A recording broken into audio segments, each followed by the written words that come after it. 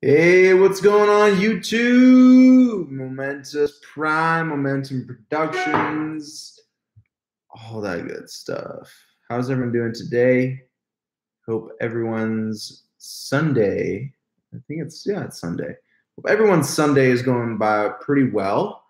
If you guys don't know who I am, Josh, Momentum Productions. I'm the Steadicam, GlideCam, Jew and Crane guy. I'm the gimbal guy. I'm the gimbal dude.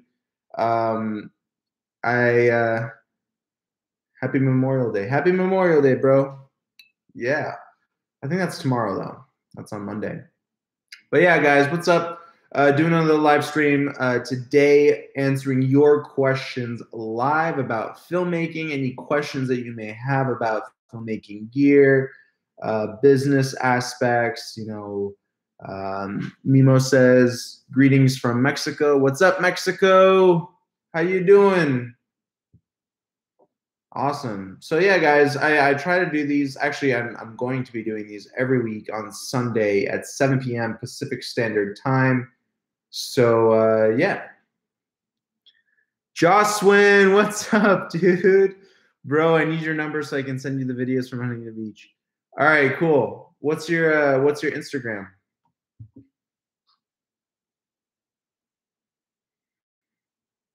What is your Instagram?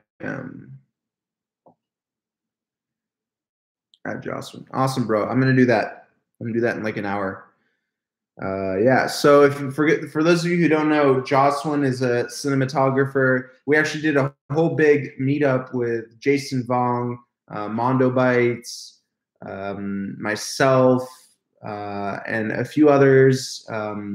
Jason Anthony, I don't know. Yeah, Jason Anthony. Yeah, and a few others. We did a massive meetup at Huntington Beach, and we did a lot of funny stuff. We actually have pretty funny footage of Jocelyn trying out the electric unicycle, so that was pretty funny. It's a scary machine, and for those of you who don't know, I just got an electric unicycle, so I'm going to be doing some cool gimbal videos with that thing. Expect, I think, a new video on that coming out later this coming week.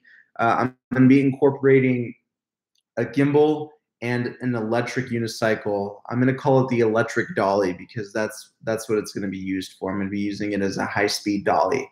So that's going to be interesting to incorporate the two. So my review for the actual unicycle, I think, will be coming out on Thursday. Not only is it a great filmmaking tool if you improvise with it properly, but it can also get you from A to B, transportation wise, does a great job. So it's actually a pretty awesome technology. It also uses the same tech that goes into making gimbals, brushless motors, gyroscopes, IMU sensors, accelerometers. It uses all that good stuff. So it's actually one big brushless motor, one big set of magnets going around the wheel, and that's how propulsion, that's how it moves the wheel. So that's pretty cool. All right, Jocelyn. Awesome, dude. I'm so excited. Jocelyn has some cool footage, so I can't wait to see that. Halvin Wolf says, really enjoyed the live stream the other day with all you gimbal mates. Awesome, bro. Marcelo says, hey, Josh, good evening. What's up, Marcelo? How you doing? Where are you from? Where are you from? So glad that everyone is tuning in.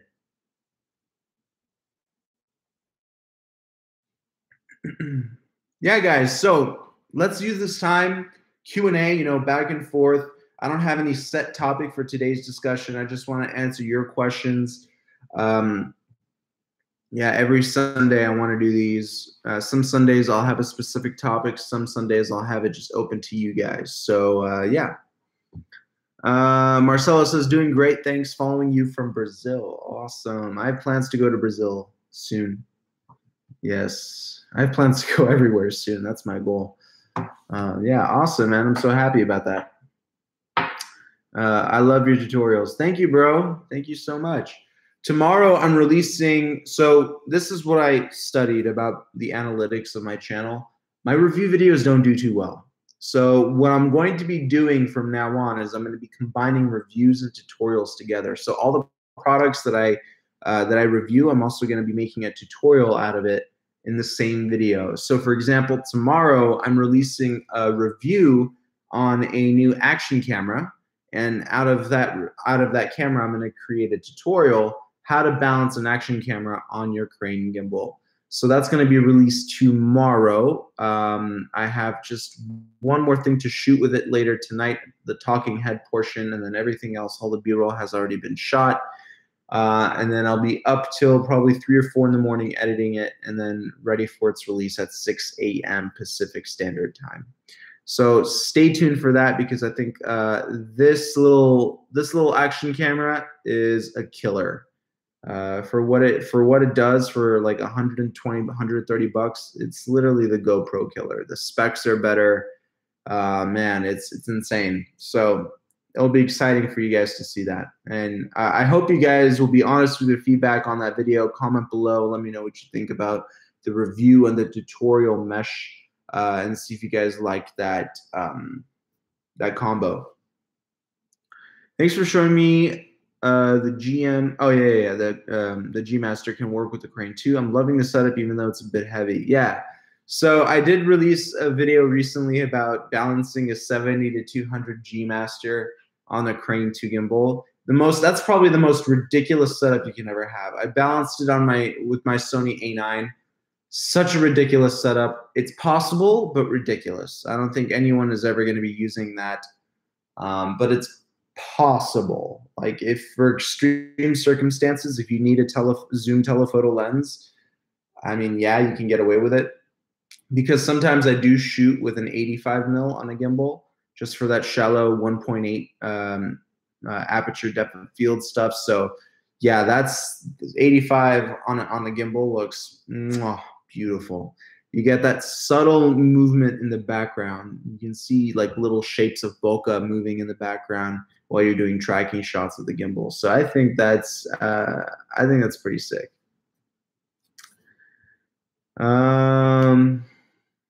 Awesome. Oh, Fathom Rocker says he's using a 24 to 70 G Master. My bad, dude. I'm sorry. The 70 to 200 is the only G Master I own, so I thought that you meant that G Master. But yeah, 24 to 70 G Master. That's still a pretty heavy lens, but it's much more reasonable than a 70 to 200. Yeah. Will the 18 to 35 Art Sigma and the A7 III work on the Crane Plus? Also, what is the crop factor when using this lens on the A7 III? I don't know smack. I don't know anything about Sigma. So you're asking the wrong dude about the Sigma. I know the way the lens looks and the weight. Yeah, definitely can work with the Crane Plus. Crop factor, I have no idea. I don't follow any of Sigma's lenses, or I don't follow anything that Sigma does. I'm trying to stick with native lenses for my Sony cameras, just because I heavily depend on autofocus and clean communication between the boards on the lens and the boards on the camera. I don't want there to be any miscommunication, because that, that can really mess you up down the road. So I got to be researching Sigma, because at NAB they did release some autofocus E-mount lenses, and they were still slow, but they communicated pretty well. So I need to start following what Sigma is doing, because I feel like in the next year or two they're going to be pretty close to par with what Sony's doing with their native glass. So yeah, that's the only reason why I'm staying away from non-native lenses. I just don't have enough faith in them yet. And I was kind of traumatized when I was, 17. I shot my first wedding, and I was using, what was I using? I think I was using a Sony body with a Canon lens, and everything looked in focus on the camera. Even peaking came out clean, and then I put it on my monitor at home, and it was just a little bit soft. I was able to fix it, but that traumatized me because I heavily depend on autofocus. Mainly, I look at the screen on the camera for framing and color for the most part, but focusing, it's very difficult. Even with peaking at times, it's very difficult to tell if something is in focus. So that's why I went for my A9, because I know for a fact that thing's going to keep everything in focus for the majority of the shoot. Whenever I'm on a tripod, I of course hook up an external monitor. That way I have a bigger screen so I can see when things are in focus and when things are not in focus. But when you're trying to be in a very compact when you're trying to be very compact, you can't really always attach a monitor. So at times it can be extremely difficult to tell if something isn't focused through your camera. Yeah, so that's my reasoning for that. Halvin is saying, thinking about getting that smooth 4. Yeah, man, it's cool. It's cool. Each month they're making updates to the application and to the firmware on the gimbal, and it's getting better and much more stable. So definitely consider it.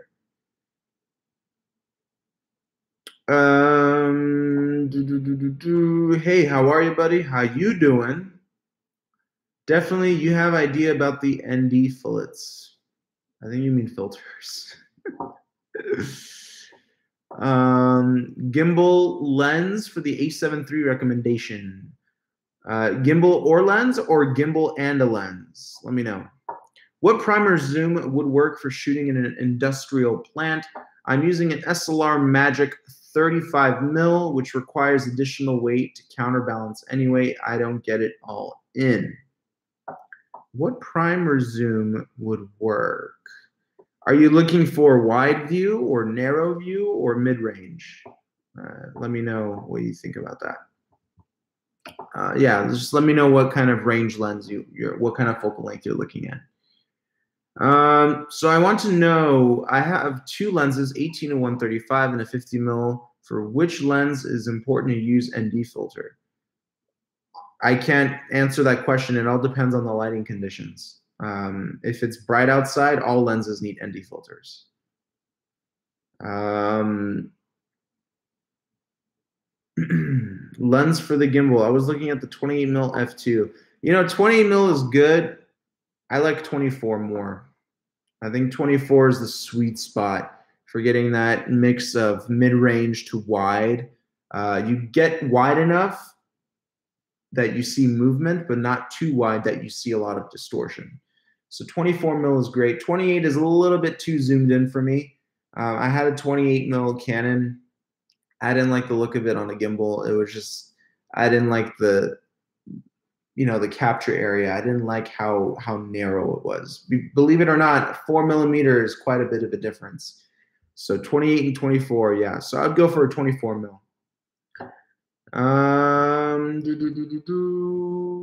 55 versus 85 Sony Prime. So I don't have a 55mm. I have an 85mm 1.8 from Sony. That's the lens that I have. That's a Prime. Love that lens. It's just as sharp as its G Master. So yeah, I love that lens. You should review the new iCan gimbal. It looks pretty good. Sweet, dude. Alex Grant, do you do much photography, or are you primarily just a videographer?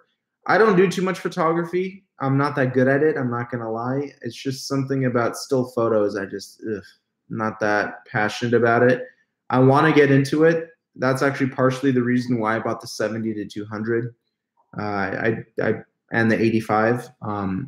That's kind of why I bought those lenses, to slowly dip my toe into photography. But I kind of put that on the hold because video projects have been going up, like the demand for it. So I'm doing a lot of video stuff currently. And then when it starts dying down, I want to start practicing photography, lighting, all that stuff.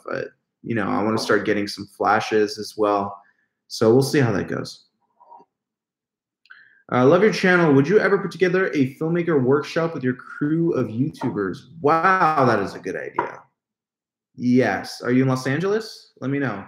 If you're not in Los Angeles, maybe we can do like a Ustream or like a Udemy type thing where you log in online and you watch the workshop. I don't know the technicalities behind that. Like Jason Vong knows how to do all that stuff, I'm sure. He does it every week. So like on YouTube, he knows how to do different camera angles with live streams. I have no idea how that works. I don't have the tech for it either. He has video boxes that specifically hook up to your camera. So that's something we got to talk about. But yeah, great idea. I'll definitely talk to everybody and see what they think. Okay, that answers my questions. Thanks. You're welcome, Al. I like the 85mm for B-roll. Sick, man. 85mm is actually very good for portrait photography as well. Yeah. I'm a beginner videographer. What frames per second is better to shoot with for a beginner, in your opinion? In my opinion, get used to shooting 24 frames. I think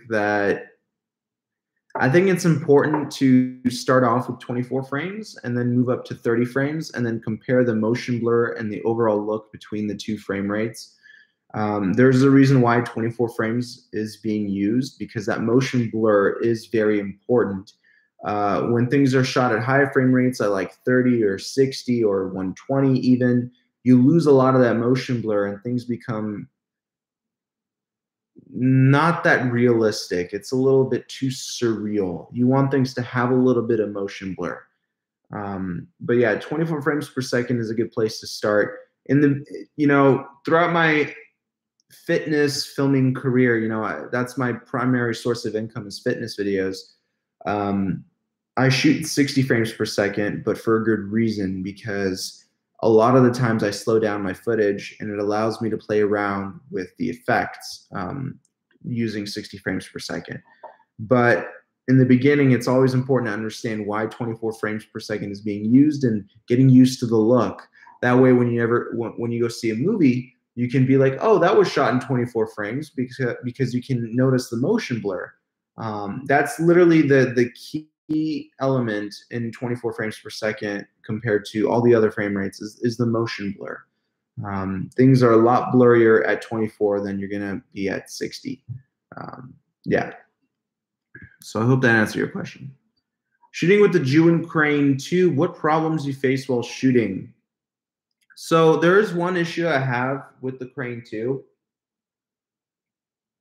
but it's a firmware upgrade away. Whenever I'm at an extreme angle with the Crane 2, it has the tendency to jerk a little bit. But they did release a firmware that limited that jerk. It's still there, but I think they're working on another firmware that's going to eliminate it completely. But this is like an extreme angle. Basically, you're going to be in flashlight mode and actually a little bit higher than that. And when you're doing pans while you're holding the crane like this, it does tend to jerk a little bit. So that's one of my biggest complaints with the Crane 2. Not a big deal. It's a firmware upgrade fix. It has nothing to do with the actual hardware on the crane. As long as it's not hardware related, I don't care. If it's firmware related, I know that it's going to be fixed and I don't have to send it in for repair. So hardware is fine. It's a firmware thing. So that's the only issue I've run into with the Crane 2. Battery life has been perfect. Overall stability has been perfect. Startup time, perfect. Yeah, I haven't had any issues with my Crane 2. Yeah. Whose hair is more majestic, yours or Peter McKinnon's? Obviously mine. Come on. What kind of question is that? Any recommendations to attach an external monitor to the Crane Plus, but without the dual handles? Yeah, so I just released a video, but actually that was with the Crane 2. I released an accessory video mentioning the newest release of Zhiyun's accessories, which was the trans mount monitor and the flexible pipe that connects the monitor to the gimbal handle. So that pipe is not available for the Crane Plus because the diameter of the mount is going to be a different size. So what I would do is I would get either a magic arm and attach that magic arm to the bottom thread of the gimbal handle, like where you attach the tripod. And the other end of the magic arm would go to your monitor. That's one solution. Another solution is to get the mini dual grip. I also have that. It's still packed up. I need to do an unboxing video of that. And yeah, those are some solutions to help you mount the monitor. In no way would I recommend mounting the monitor on the camera itself. That's just going to make everything unstable, and you don't want to do that. It's messy. So yeah, you can get the mini dual grip, or you can get a magic arm. The magic arm costs like 10 or 15 bucks. It's like 11 inches, and it's a great tool. But again, you don't want to put a lot of weight on there. So maybe like a 5-inch monitor. I wouldn't put a 7-inch monitor on there just to be safe. And you don't want to put too much stress on your back as well. Gimbal work is not that healthy for your back if you don't know how to do the right technique. I don't know if you guys know this, but my left shoulder blade, I think it has like a pinched nerve or something like that. Like back in 2016, I got into a very bad car accident. So I got some damage from that. So I try to take as much care as I can of my back as possible. So I always want to use as much support as I can, which is why I stick with some sort of rig that helps me hold up the crane too. I actually also have a dedicated shoulder rig that Juin makes, and they just sent that over, so I got to review that as well. I'm gonna make a tutorial review video from that. Combine the two, because I think you guys, instead of just making simple review videos, which I think a lot of you think are boring, that's why the views haven't been so great lately. I'm gonna combine review and tutorials together. I think that's the way I'm gonna do things from now on.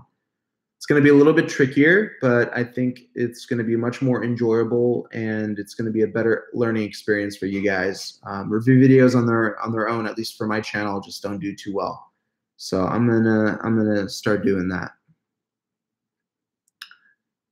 Do you shoot an S-Log too? With my A7S, definitely shoot an S-Log too. Yeah, but my A9 doesn't have picture profile, so I got to improvise. I'm waiting for that A7S III. And then I'm going to sell my A7S Mark I, and then I'm going to go back to S-Log 2. I'm going to keep my A9 for photography, and I'm going to keep my S3 for videography. So I'm excited. By the way, my speculation for the specs on the S3, 422 8-bit internal, 15 megapixel count, so 3 more megapixels than the previous gen. Better in-body stabilization, larger battery, and the body will be better ergonomically as well. Just the same exact body as the A7 III and A7R III. But yeah, those are some of the specs I'm pretty sure are going to happen. Regarding 4K 60, I don't think 4K 60 is going to happen. I hope Sony proves me wrong, but I'm looking at Sony's history and what they've been doing to their recent alpha cameras. On the A7 II launches, usually the specs, like the frame rates and the colors, remain the same. So I'm going off of that history with the new 3 series cameras. So hopefully they break that history trend, but I don't think they will. No 4K 60, I don't think so.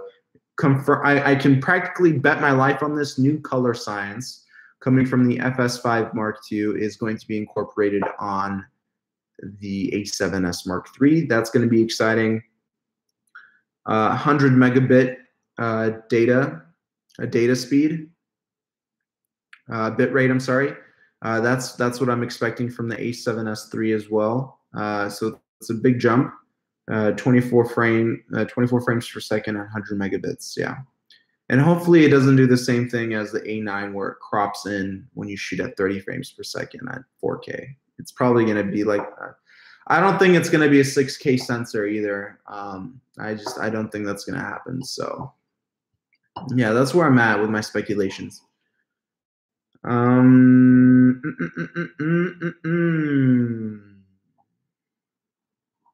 Al Steiner says, blur in pan makes the film look less than stellar. Is shutter speed the best way to control, or frame rate? So yeah, oh man, this is going to be a tough question. Shutter speed has a lot to do with motion blur. Actually, it has everything to do with motion blur. You can get very crisp 24 frames per second if you increase the shutter speed, but that means you are breaking what is called the 180-degree shutter rule. Back in the day on old film cameras, a shutter was a disc that was spinning with an opening, and that opening would let in light. So when we're talking, it's just a disc, a circular disc. So a full circle is 360 degrees. And what would happen is when we would select the 180-degree option, we would cut an opening in the center of the circle. So half of the circle would be open to light, and half of the circle would be close to light. So following that 180-degree rule. So what that means is that when you shoot at 24 frames per second, you're supposed to be doubling up that frame rate in order to properly calculate the right amount of light that's supposed to enter the camera.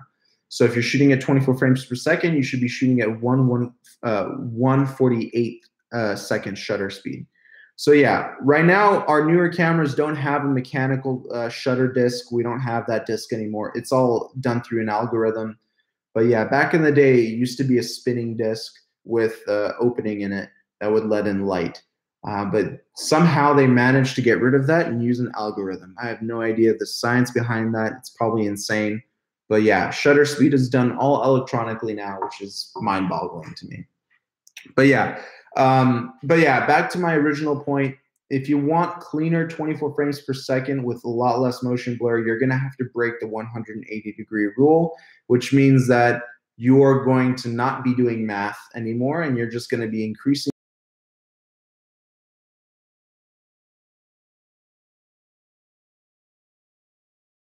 Some of your images might not appear too great, especially with fast-moving objects. For example, it's going to be hard. Like if you're shooting wildlife, a very fast hawk that swoops down, if you're shooting at a very high shutter speed, there could be some instances where the hawk seems like it's disappearing in your shot. And that's because the shutter speed is so fast.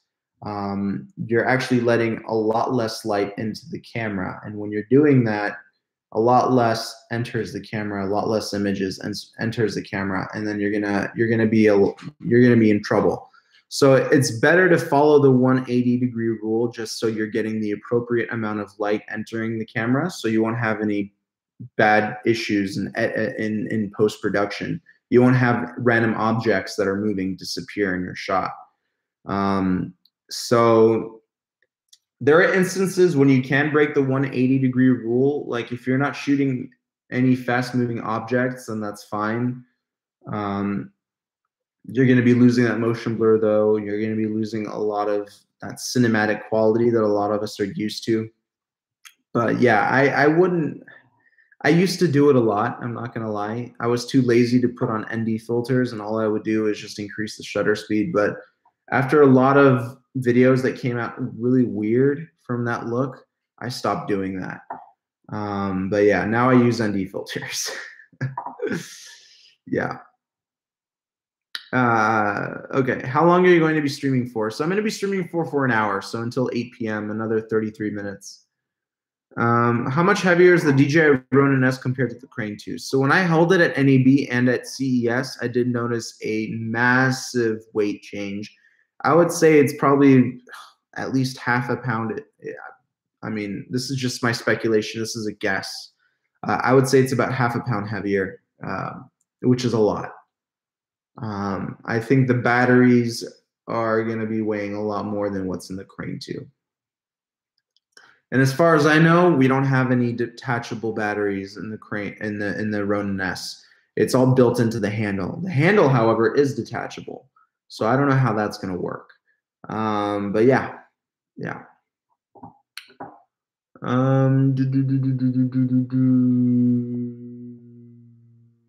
Alex Grant is asking, if you could build your dream camera, what features would the camera have? Very good question.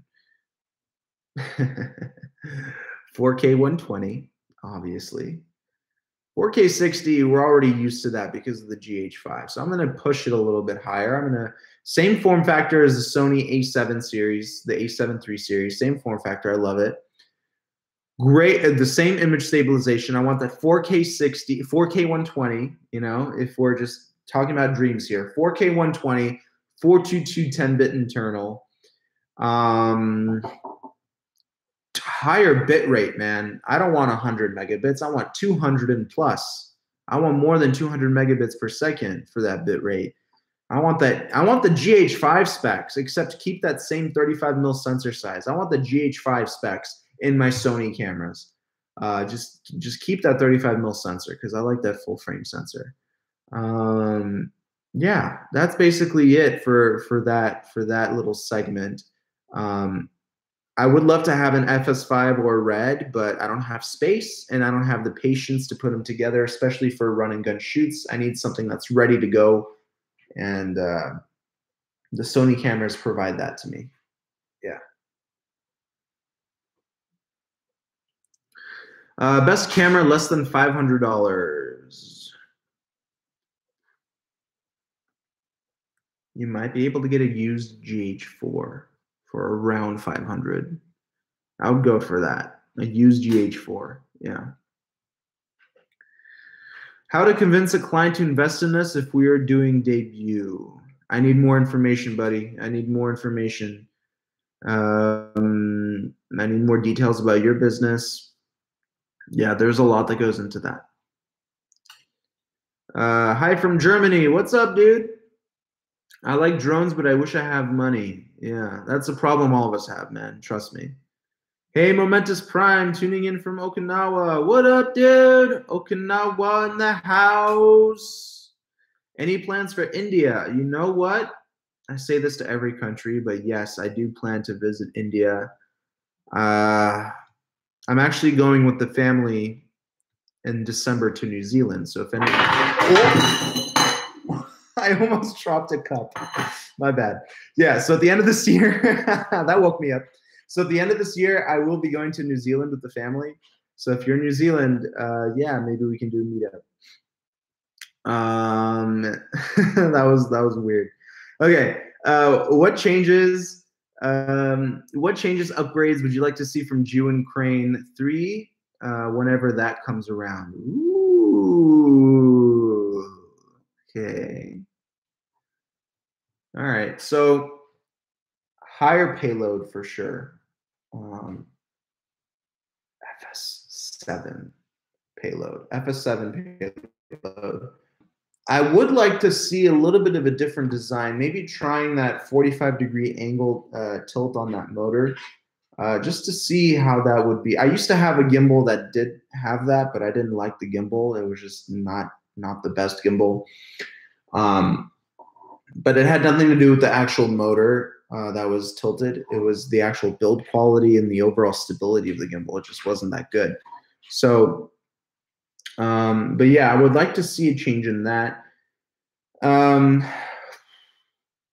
No complaints about the battery life. I definitely, I want to see, my dream gimbal is going to be bigger. I want there to be more clearance on the gimbal. So yeah, as I mentioned earlier, an FS7, to mount an FS7 on that type of gimbal would be phenomenal. I want a gimbal to be able to be put on a motorized slider and to automatically track back and forth a subject without having to put any user input. So basically, I want an extremely artificially intelligent gimbal. Because gimbals are probably the most versatile pieces of filmmaking equipment on the market. There's probably nothing more that's versatile than a gimbal because it can do just so much. So if you actually put some AI into that thing, imagine, there's just so much you could do. I also would like to see a wider variety of a payload. So instead of being like 1 pound to 7 pounds, I would like there to be a sensitivity option where I can actually balance, let's say, an iPhone on that gimbal. So actually make the motors work to help compensate for that weight, for that light weight of the phone. So I wouldn't have to rely on many different gimbals. I would just have to rely on one gimbal. So that'd be cool to see that happen. But yeah, let's see what happens. Let's see what happens. What kind of storage do you use? I use Western Digital drives. Yes. Why don't you use Panasonic? I used to have a GH4, had massive issues with autofocus and just, I mean, the picture quality on the GH4 was incredible, absolutely incredible. But the autofocus, man, horrible autofocus on that thing, and that just threw me off. It threw me off on a lot of projects, so I had to sell it. Best camera for less than $500 is either a used GH4 or a new Panasonic G7. I don't know too much about the G7. I didn't own it, but I know the GH4, and I know that it was a great camera besides the focusing. Do I know Morocco? Yes, I do. Hey Josh, any experience with Quasar Science LED lights? I was at an Aperture event and they were set up there at a booth. I saw their lights; they're impressive, but I haven't actually played around with them, so I'm gonna have to say no. Quasar. All I hear is good things from Quasar, to be honest. They make a variety of crazy cool lights, at least what I saw at this Aperture event. It would happen a couple of months ago, but yeah, I actually met up with a buddy I met up at a previous Aperture event, and he only uses Aperture and Quasar Science lights, and he's very happy with the Quasar.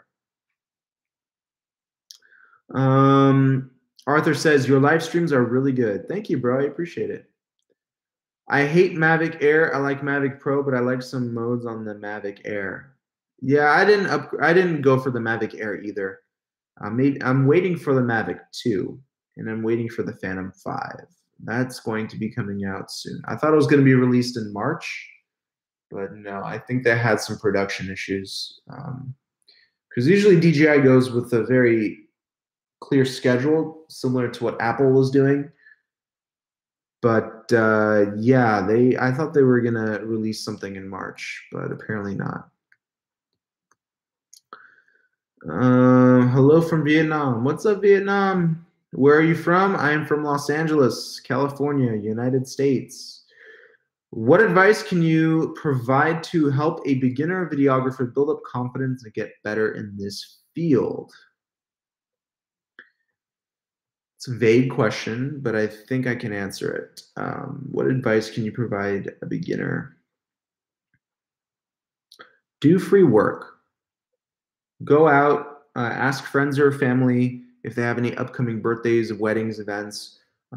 Don't ask them to pay you, and try and experience a real world experience of being a videographer. That's the best way, is to not ask for money and just go out and do it. And that will start building your expertise and overall experience in the field, and that would also help you out with your confidence. Do a few gigs, between 3 and 5. Get your feet on the ground first, and then start walking, and then run. So that's what you got to do. Can you show us your DJI Inspire 1? I sold it. I sold my Inspire 1. And that's something I do regret, because I miss flying that thing. That thing was so much fun to fly. Oh, man. Pradeep says, today is the first time I'm watching your live broadcast. I don't know anything about camera technology. I want to learn, so I'm following you on videos. Thank you. You're welcome. Thank you, bro. Bruno says, hi, bro. I'm from France. Can I ask one question? Of course you can, man. This is a Q&A. Ronin M or Crane 2 with the handle grip? Crane 2. Simply because it's much more portable and you get that built-in LED screen. Yeah, Crane 2, my friend. I had a Cane TV Argo, which was basically a replica of the Ronin M, and I sold it, but I kept the Crane 2. So Crane 2. Nikon D850 or Sony for video? I'm loyal Nikon user. Want to wait for the Nikon Mirrorless tech. What's your input on that? I'm 33 years in the business. Okay, cool. That's a good question. Believe it or not, for those of you guys who are using Nikon, Nikon used Sony tech. They used Sony sensors. From what I've seen from all of the Nikons that I've played around with, I haven't played around with the D850. I played with the cheaper models. This was a while ago, but I noticed that at higher ISOs, the Nikons would end up turning a little bit green. They would have like a green hue at higher ISOs. I do know for a fact that Sony did supply them with their own sensors. So Nikon was using Sony. But here's the thing. Nikon and Sony are splitting up. So Nikon is heading in the mirrorless direction. Sony didn't like that, so Sony booked it. And Nikon said, okay, bye, we'll develop our own sensor. So now Nikon is going to completely revamp their line of cameras. They're going to start developing their own sensor technology. This is going to be interesting because now Nikon is going to start playing in the video field, and now they're going to start competing with Sony and even Canon and Panasonic. So I don't know what's going to happen with Nikon. They're going to completely revolutionize their tech into what's going into the mirrorless systems. So I'm excited to see what Nikon is doing. I am very excited because they are not having it with what Sony is doing. With what Sony is doing, they're very mad at Sony. They're trying to compete very hard now. So I'm excited to see what Nikon is doing with their mirrorless setup. And yeah, I know that Sony and Nikon are just head to head right now. They're Nikon sales dropped tremendously because of lack of video functions. And Sony was killing it and Panasonic was killing it. So now Nikon is stepping up their game by developing their own technology. So I'm excited to see that. Nikon is great for photo. For video and low light, Nikon doesn't do so well simply because of what I mentioned earlier, higher ISOs. Starting at 800 to 1000 ISO, you're going to start seeing some green hues. I don't know why it's green. It's just there, green hues. On my A7S, I easily shoot at 40,000 ISO, no problem. Clean footage, barely any noise. So yeah. And it's funny because those are Sony sensors that were producing that green hue. So I want to see what Nikon is going to be doing next. Good question, Joseph. Have you messed around with the Crane Plus? How do you think it is? Yes, I did a review on the Crane Plus. Check it out on my YouTube channel. Not as good as the Crane 2. But it's a good gimbal, just not as good as the Crane 2. What would be the best budget price slider to pick up, 250 or lower? Mechanical slider or manual slider? Or I should say motorized slider or manual slider? Let me know. But yeah, that's a good question. Bruno says, I'm using a Canon 5D Mark IV with a basic lens 24mm. Can I use the Canon 70-200 lens to put in the Crane 2? Or maybe the Ronin? It will work well. I made a video on this with the Sony A9 and the 70-200.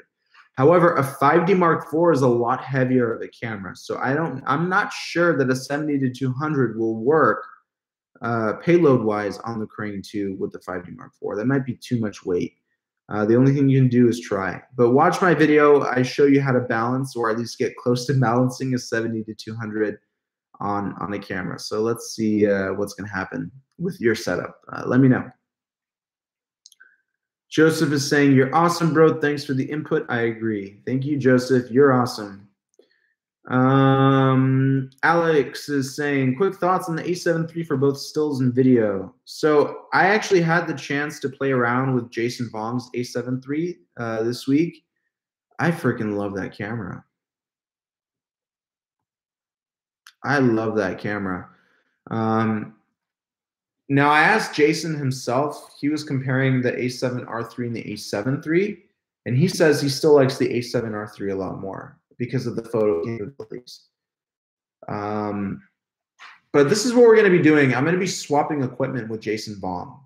I'm going to be giving him my A9 for like a month, and he's going to be giving me his either A7 III or A7R3 for a month, and we're going to be like switching gear back and forth, maybe even lenses back and forth. That's how you actually save money too. If you're buddies with some other videographers or photographers, make sure you're switching out gear. Don't go and spend thousands of dollars on other equipment. You know, if you have buddies that you trust who will take good care of your equipment, trade equipment with them. That's a great way to save money. Really great way. Because every now and then it does get boring using the same camera over and over again. So it's good to like spark up your career a little bit by using different cameras. So I'm going to be trading in my A9 for the A7R3 or A7 III. Depends on my mood. What do you guys think I should do? Should I trade it in for the A7R3? I'll be losing my A9 for a month. So we'll see what happens. I think I'm going to go for the A7R3. I want to see the megapixel. I used to have the A7R2, and I love that camera until I broke it. But yeah.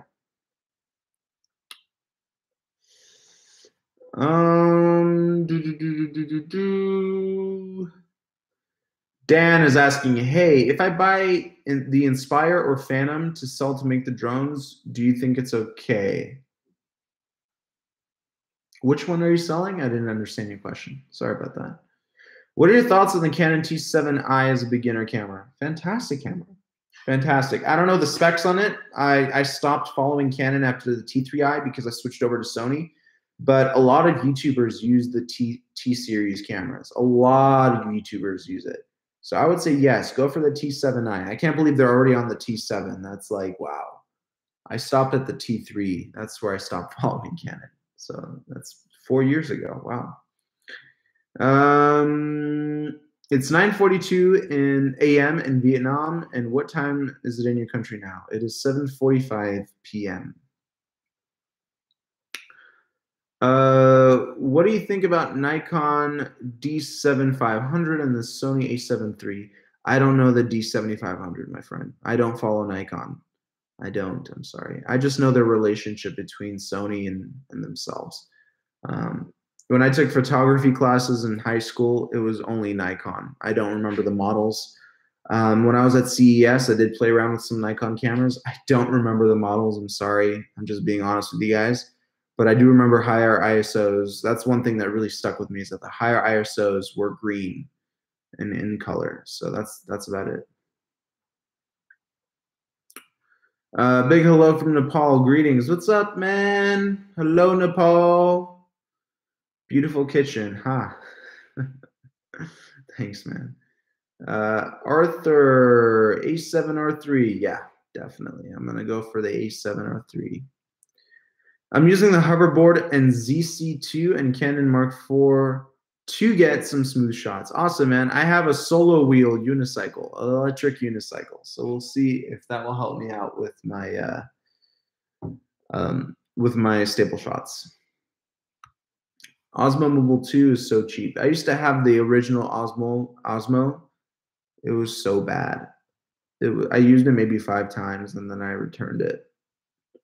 Oh, man. Yeah, not the best camera. Oh, did I answer everyone's questions? This is awesome.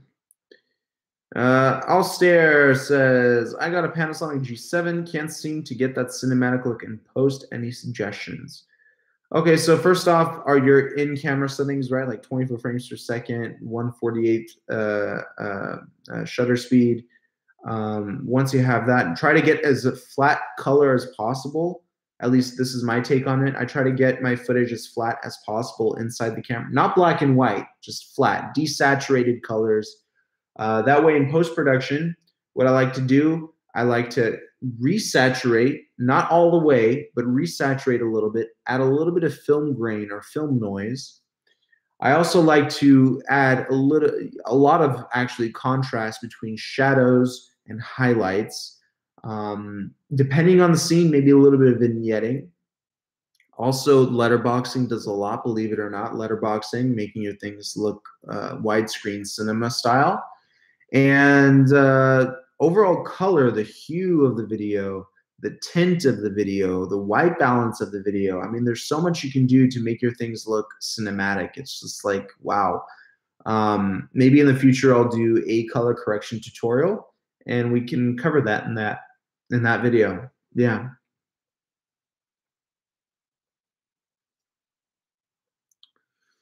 Do you use autofocus or manual when filming on a gimbal? It depends on what I'm filming. 80% of the time I'm using autofocus. Yes. Suraj says, it's always hard to balance a glide cam tracking. I'm going to do another glide cam video for you guys. I think I'm still getting a ton of comments on my video. Oh, it's not working. It's not working. I can't balance it. So I think it's time to make another glide cam video. So stay tuned for that.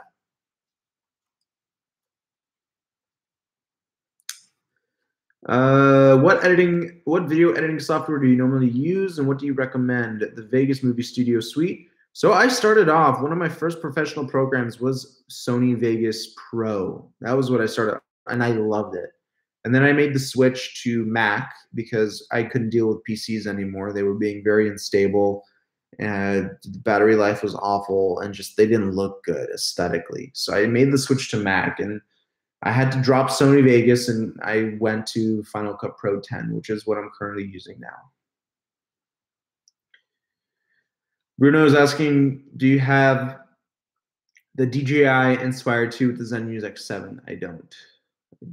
I don't plan on getting it. I think it's too overpriced in my opinion.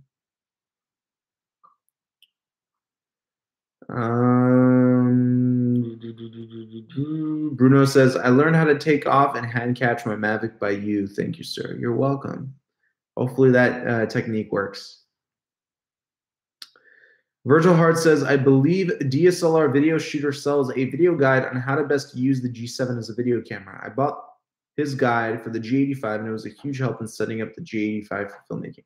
I love DSLR Video Shooter. Caleb Pike, that's his name. I met him at NAB at the Aperture dinner. We had a cool Aperture dinner where creators got to go and see what Aperture's coming out with, and a lot of people were there. Caleb was there, and I watch a lot of his reviews. He does very good review videos. Like, I made a lot of purchasing decisions based on his reviews. So yeah, definitely check him out. Alex says, I love the hair. I too have long hair. Awesome, man. Do you like Steadicam or gimbal? I like them both. It depends on the shots, like the feel. It's very difficult to just choose one or the other. Both have their pluses and minuses, and a gimbal was not made to replace a glide cam, in my opinion. It was made to make filmmaking a little bit easier for those of you who wanted to know how to use a glide cam but just didn't have the time. And it's also an instrument made for much heavier setups. That's also another reason why it was designed, like very heavy setups. And it was made to be more compact, and it was also made to be more versatile. So glide cams are great for smaller setups, and they're great for traveling, but gimbals are just there to be more versatile and to be used on like crazy rigs, and something that glide cams can't be attached to. Like, you can't attach a glide cam to a car. There's just no, you can't do that. You also can't use a glide cam in high windy conditions. Those are things that you can definitely do with a gimbal, electronic gimbal.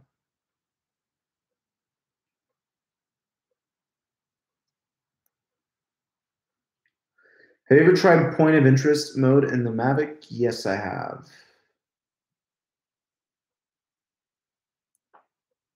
But yeah, as far as the slider question goes, I'm game for a motor or manual. I know motor sliders generally better performing, but are there any good ones at an affordable price? Motor ones, probably not. I did review a few really good sliders. One is a Lang S3 slider, Laing, Lang slider. I think that one's about 120 bucks. And it's very good. Aluminum rails, high quality bearings, and it just glides. I think that's a pretty good slider. If you want the best of the best, you're gonna have to actually spend a few $100. Like, a decent slider would be around $500-600, and that's because the material is a carbon fiber, reinforced aluminum. And then as soon as you start adding motor modules to it, it's gonna go up to about $2,000. That's when you're really gonna start going into camera motion. And you'll understand why that's important when you start shooting things like interviews and product reviews, like that type of motion, sliding, left to right, right to left, up and down, and doing inclines. Those types of shots are surprisingly useful and important and pretty to look at. You would be surprised. Joseph says I should get a commission. Thanks, man. I actually do have affiliate links in my videos. So obviously the price doesn't go up if you use those links. It just gives me like 4% of whatever goes in to the price of the product you're buying. So I only get 4% per product. But yeah, it doesn't raise the product price. It's the same price as if you go on Amazon naturally. But yeah, that's how I that's the links in my videos that you see. And I only post the links to the products that I strongly back. I've reviewed a ton of filmmaking products, And a lot of them I don't put in my video description because I do feel like they need a tremendous amount of work in order for them to be released to the public. So I only put the most stable and my most favorite equipment in my video description boxes. If you don't see it in there, that means I just don't use it as much, or I just don't like it as much as the other products. So yeah, I put my most favorite pieces of equipment in my video description box.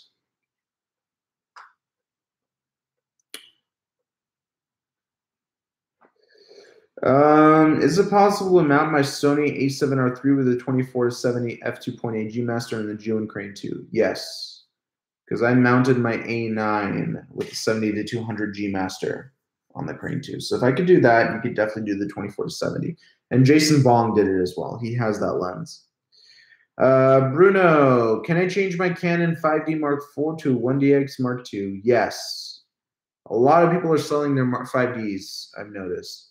But not a lot of people are selling their 1DX Mark IIs. Not surprised at all. Actually, I notice slider-esque type shots in films all the time. Heck, Guillermo del Toro opens Pan's Labyrinth. Yeah, with a sick vertical slider shot. Yeah, definitely. Yeah, it's probably done on a dolly arm. Dolly boom arm, but yeah, that with a slider, it's a similar thing.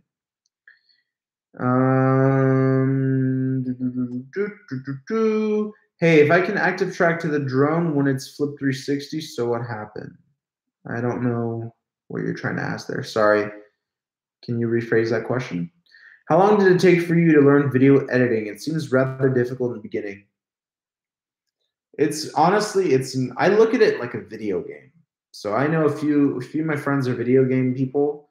I look at video editing like playing video games. But how long did it take me to first learn? Probably a solid month to get a really good grasp on video editing. But yeah, I would say about a month. And then once you get the concept behind video editing, because all programs are basically the same. They all have the same layout, timeline, effects panel, library, like it's all the same.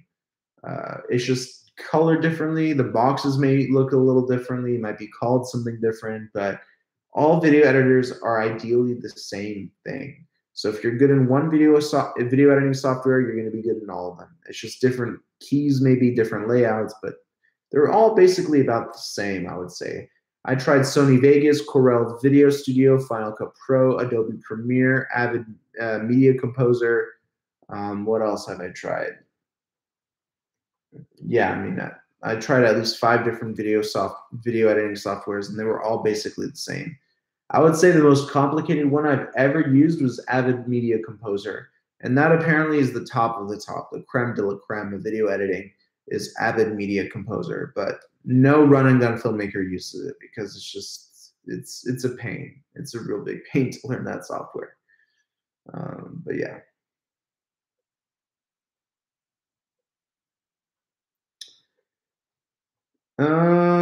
His Cybertron name is Momentous Prime. Heck yeah, it is. Alex says Tamron 28-70 2.8 versus Sony G Master 24-70. If you got a chance to test out, that's a good thing to test out. I'm gonna write that down. Thank you. You talked about Sony Vegas and Final Cut. Have you tried DaVinci Resolve 15 beta yet? I tried DaVinci Resolve for color correction, not for video editing, and I haven't tried Resolve 15. I tried like the old, I don't even remember the version of it, but I tried DaVinci Resolve and it's pretty good. I didn't try it for video editing though. Yeah. Yeah. All right, guys. So we reached the 1 hour mark. I want to give a big shout out to all of you who tuned in today. These live streams will be happening every single Sunday at 7 p.m. Pacific Standard Time. I'm going to be answering your questions live right here on this channel. So I want to give you guys a big shout out. Thank you so much. If you liked what you saw in this live stream, please don't forget to give this video a big like, share it with your friends, and subscribe with them notifications on. YouTube is being very weird lately. So do whatever you can to get notified of my latest videos and my latest content. Also, if you did really enjoy this video, this live stream, go ahead and throw me a super chat as well. A super chat's like a small donation, and it helps me out maintain this channel and all that good stuff. So let's answer 2 more questions here, and then we'll call it a night.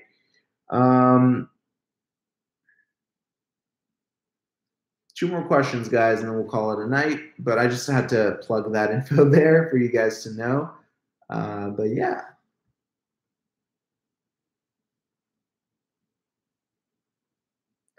Ricky says, thank you, bro, for all of your help. Thank you, Ricky, for watching, man. I appreciate it. I appreciate it, dude.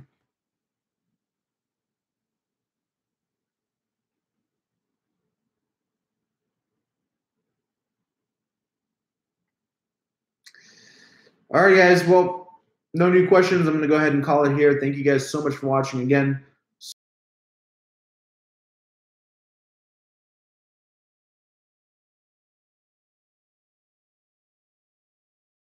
And peace. I got to look into the camera from now on. All right, guys. Take care. Bye-bye.